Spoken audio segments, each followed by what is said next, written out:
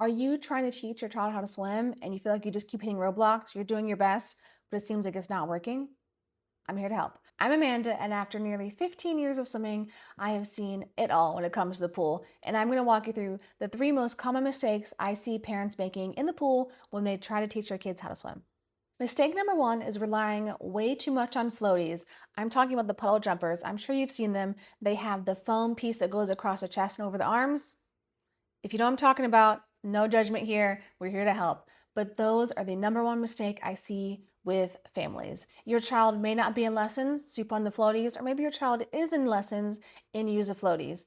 It is the biggest mistake I see, and it's okay that you don't know this. We're here to learn. But the reason is because the puddle jumpers, they keep your child upright in the water, so it's subconsciously teaching them to stay vertical in the water when really we want them to be horizontal in the water.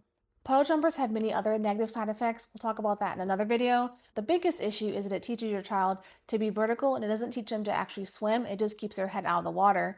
And the problem is when you take off the floaty, they're vertical, and you take it off, they're still vertical. So we want to not do that. I know it's hard. You may have a lot of kids. It's a busy day at the pool. I want you to use it as little as possible. I know it's hard, but we're going to work on it. Save them for things where you need life jackets, like on the boat, at the beach.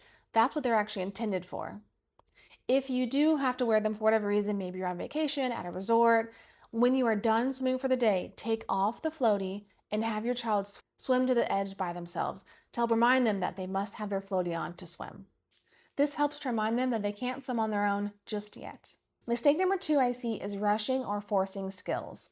So maybe you're working on breath control and you are working on having your child hold their breath. So you count to three and then maybe you put them underwater or they jump to you underwater or you catch them and then they go underwater. Oftentimes I'll see parents count to three and then they push their kid underwater right away. We're not going to rush, we're not going to force. So I want you to take your time when you're practicing things. So if that's something you are working on, for example, instead of counting to three, 1, 2, 3 under, I want you to count to three, pause, and then go under.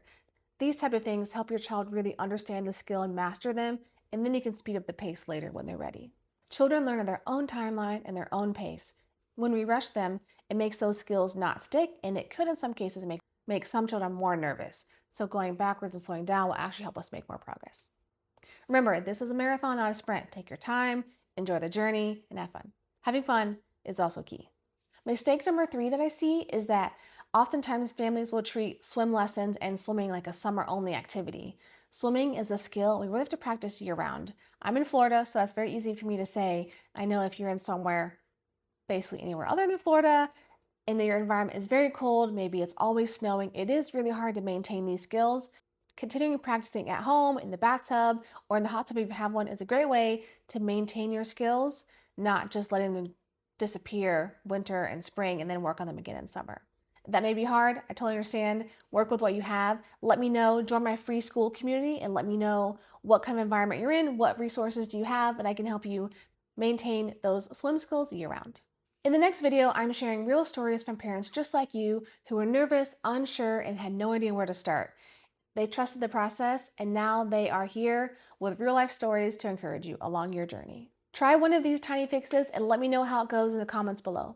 Tap on the video on your screen now and we will walk through exactly what's possible when you invest and learn the skills you need that are simpler than you think to teach your child how to swim. And don't forget, if you haven't received my free guide, it's down in the description box below.